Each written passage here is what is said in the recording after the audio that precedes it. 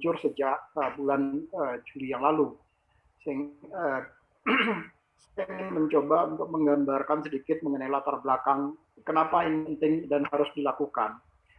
Sebetulnya kalau kita berbicara dari sisi latar belakang yang kenapa kita harus melakukan pendataan tenaga non ASN ini, sebetulnya dipicu oleh keprihatinan kita terkait dengan beberapa indeks yang dikeluarkan oleh lembaga internasional, terutama terkait dengan efektivitas pemerintahan di negara-negara ASEAN yang dikeluarkan oleh GAF Data 360 oleh Bank World Bank, di mana di situ dikatakan bahwa posisi Indonesia itu masih jauh dari harapan kita. Jadi masih berada di bawah Thailand, sedikit di atas rata-rata dunia, tetapi di bawah Malaysia, apalagi kalau Singapura.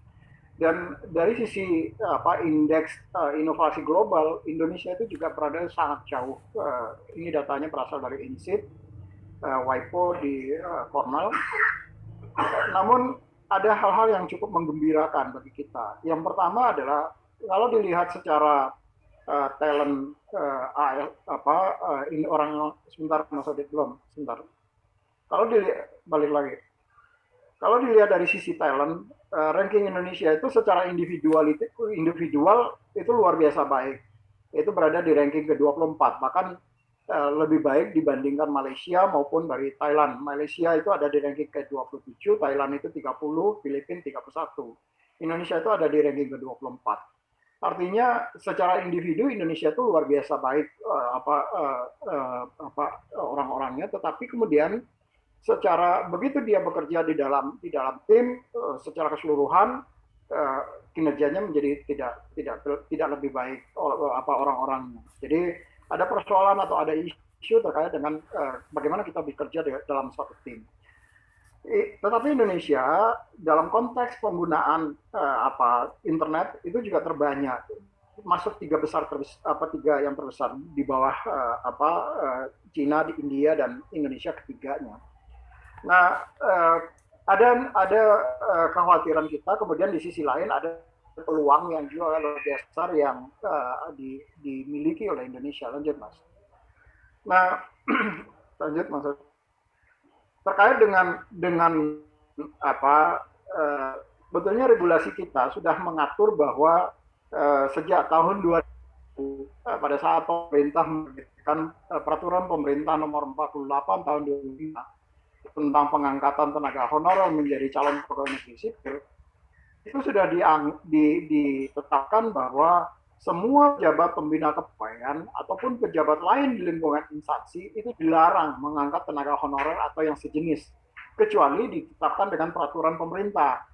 Jadi sekarang pengangkatan tenaga honorer ini sudah dilaksanakan sudah diatur cukup lama, tetapi kemudian banyak dari instansi itu tidak melaksanakan itu. Nah, ini dituangkan di dalam pasal 8 PP 48 tahun 2005. Memang waktu itu belum ada Undang-Undang nomor 5 tahun 2014 tentang aparatur sipil negara. Kita kemudian di dalam Undang-Undang nomor 5 2014 sejalan dengan PP 48 ini, di situ diatur bahwa orang yang menjadi pegawai aparatur sipil negara itu hanya terdiri dari dua, yaitu pegawai negeri sipil dan pegawai pemerintah dengan perjanjian kerja.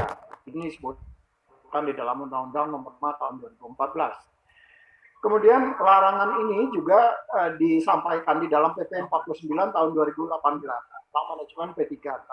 Di dalam PP ini, khususnya di pasal 96, di situ disebutkan di ayat 1, pejabat pembina kepegawaian itu dilarang mengangkat pegawai non-PNS atau non-P3K untuk mengisi jabatan ASN.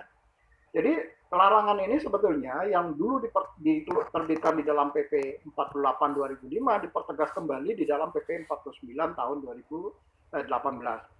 Dan kemudian dijelaskan di dalam ayat 3-nya bahwa ada sanksi yang diberikan kepada PPK atau pejabat yang mengangkat pegawai non ASN ini.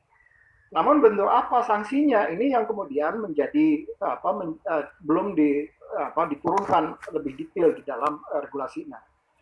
Nah, bagaimana dengan pegawai-pegawai non ASN yang terus pada lembaga-lembaga misalnya seperti lembaga non struktural atau yang dia bekerja pada instansi pemerintah yang menerapkan pola badan layanan umum atau badan layanan umum daerah atau seperti lembaga penyiaran publik atau seperti perguruan tinggi negeri yang masih baru. Nah, bagi mereka-mereka ini kemudian PP 49 2018 ini memberikan rentang mana paling lama selama 5 tahun ke depan orang-orang ini kemudian harus sudah disusun skenario untuk menyelesaikan non ASN yang berada di lembaga-lembaga LNS ataupun yang BLU ataupun BLUD ataupun lembaga penyiaran ini. Jadi sebetulnya suratnya teman-teman dari Kementerian PAN-RB ini menegaskan, ingat loh, ini dari PP 49 2018 mengingatkan bahwa ini akan ada batas waktu berakhir, yaitu 5 tahun ke depan, dan ini harus diselesaikan di 2023 ini, karena di situ diatur di dalam pasal satunya di PP pasal 99 di ayat 1 di PP ini dijelaskan bahwa ada kelonggaran waktu yang diberikan kepada non ASN yang bekerja di lembaga non struktural ataupun ini itu untuk sudah menyusun skenario sehingga tahun 2023 kita sudah punya kejelasan bagaimana penyelesaian tenaga non ASN di lembaga-lembaga ini. Lanjut, Mas. Nah, pemerintah sendiri sebetulnya sejak tahun 2005 itu sudah mencoba untuk menyelesaikan pengangkatan tenaga honorer ini. Waktu itu diatur dengan PP 48 tahun 2005, kemudian junto PP 43 tahun 2007, kemudian terakhir keluar lagi PP 56 tahun 2012. Sejak 2005 sampai dengan 2014 ini, pemerintah waktu itu sudah menyelesaikan sebanyak atau mengangkat sebanyak 1.290.000 orang honorer yang kemudian diangkat menjadi CPNS yang berdasarkan PP 43 tahun 2007 itu diangkat sebanyak 860.220 orang. Kemudian berdasarkan PP 56 2012 diangkat lagi sebanyak 209.872 orang yang mereka kemudian masuk dalam kategori THK 1 ataupun THK 2. Nah, sehingga pada saat dilakukan pendaftaran di tahun 2007 itu kemudian yang dijelaskan bahwa masih ada sisa tenaga honorer pada saat itu, kemudian dilakukan pendataan, Pak. Yang sisa data awal disampaikan sebanyak 920.702 orang tenaga honorer dan diangkat sebanyak 860.000, artinya sisanya 60.482 orang. Nah, di tahun 2007 itu kemudian dimintalah berapa sih sebetulnya yang masih sisa. Ternyata setelah dilakukan pendataan, terjadi pembengkakan luar biasa.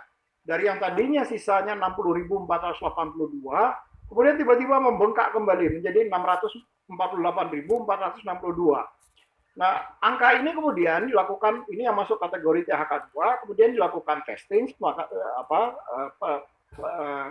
tes yang bagi mereka-mereka yang tercecer ini, dan luluslah sebanyak 209.872. Artinya, dari pengangkatan tahap pertama dan tahap kedua penyelesaian tenaga honorer ini masih sisa sebanyak 438.590 tenaga honorer kategori 2. Ini yang masuk dalam kategori mereka-mereka ini kemudian tidak lulus. Ada beberapa isu sebetulnya, tidak hanya mereka tidak lulus, tetapi juga ada yang sudah lulus tetapi kemudian tidak bisa diangkat karena berkas yang disampaikan itu tidak lengkap. Jadi ada jumlahnya cukup banyak di beberapa instansi. Karena salah satu persyaratan waktu itu di tahun 2013 itu, salah satu persyaratan yang harus disampaikan oleh instansi harus ada SPTJM, surat pertanggungjawaban mutlak bahwa instansi atau PPK dalam hal ini pejabat pembina kepegawaian bertanggung jawab secara penuh terhadap data-data yang disampaikan oleh instansi. Nah, dan pertanggungjawaban mutlak itu kemudian juga ada konsekuensi hukumnya di situ. Nah, karena surat pertanggungjawaban mutlak ini kemudian ada konsekuensi hukum, banyak kemudian dari instansi tidak menyampaikan SPTJM-nya. Karena salah satu kelengkapan di dalam SPTJM itu tidak dipenuhi, yaitu SPTJM misalnya, dan ada juga yang kemudian ijazah yang kami indikasikan ijazah palsu, kemudian ini dikategorikan sebagai tidak memenuhi syarat atau berkas tidak lengkap. Nah, jumlahnya cukup banyak, dan itu yang kemudian bergabung di dalam 438.590. Jadi angka ini adalah angka yang tidak lulus seleksi, kemudian ditambah orang yang lulus seleksi tapi kemudian tidak bisa diangkat karena instansi tidak melengkapi persyaratannya. Nah, persyaratan untuk seseorang bisa diangkat. Nah, proses pengangkatan ini cukup panjang waktu itu dilakukan oleh BKN. Walaupun di dalam surat edarannya BKN batas waktunya itu ditetapkan 2014, tetapi kemudian BKN karena sebagian dari dokumen-dokumen tadi sudah masuk ke BKN, kemudian pengangkatannya mundur sampai dengan 2016. Nah, di 2016 pada saat BPK kemudian melakukan audit, sementara instansi tidak kunjung juga untuk menyampaikan surat pertanggungjawaban mutlaknya, maka kemudian temuan BPK menyatakan bahwa harus diberhentikan untuk melanjutkan pengangkatan tenaga, even mereka-mereka yang sudah lulus seleksi, tetapi kemudian karena berkasnya tidak diajukan oleh instansi, maka mereka-mereka tadi tidak bisa diangkat. Jadi secara keseluruhan sejak 2005, 2014 jumlah yang sudah diangkat dari tenaga honorer ini sebanyak 1.072.062 orang. Lanjut. Nah, kalau dilihat di dalam statistik aparatur sipil negara, ini yang selalu disampaikan oleh teman-teman di Pan RB. Proporsi secara demografi agar proses pendataan ini terjadi transparansi dan ada proses cek dan recheck oleh masyarakat, maka kami sebelum instansi melakukan finalisasi terhadap data yang dimasukkan di dalam pendataan, maka instansi tadi wajib untuk melakukan mengumumkan siapa saja tenaga honorer tenaga non ASN yang didata di dalam dan masuk ke dalam database pendataan tenaga non ASN ini. Dan setelah diumumkan, maka masyarakat kemudian bisa memberikan masukan apakah betul yang bersangkutan sebagai tenaga honorer kategori, apakah tenaga honorer kategori 2 atau tenaga honorer yang lain non ASN misalnya, sehingga semua orang kemudian bisa menjadi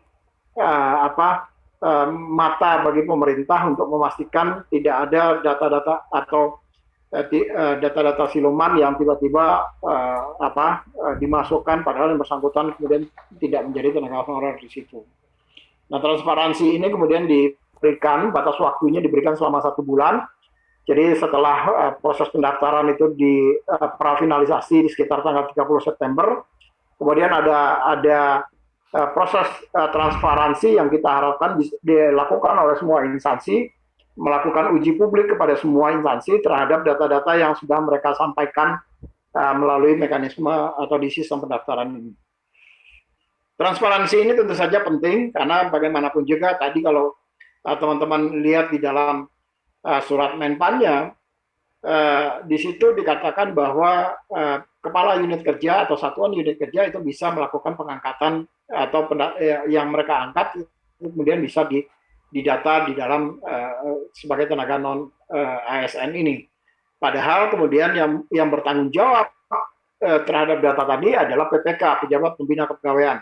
Maka uji publik tadi itu adalah maksudnya untuk melindungi PPK supaya informasi yang disampaikan itu betul-betul adalah data yang sebenarnya dan tidak ada data yang kemudian di make up sedemikian rupa seolah-olah yang bersangkutan adalah orang yang berhak untuk dilakukan pendataan. Nah, transparansi ini kemudian kami hadirkan untuk melakukan memastikan bahwa tidak ada data-data yang masuk tidak sesuai dengan Permenpan surat Menpan 1511 tadi. Lanjut. Demikian Pak Karo beberapa hal yang dapat saya sharing terkait dengan mekanisme pendataan termasuk latar belakangnya kenapa ini kita lakukan. Terima kasih. Assalamualaikum warahmatullahi wabarakatuh.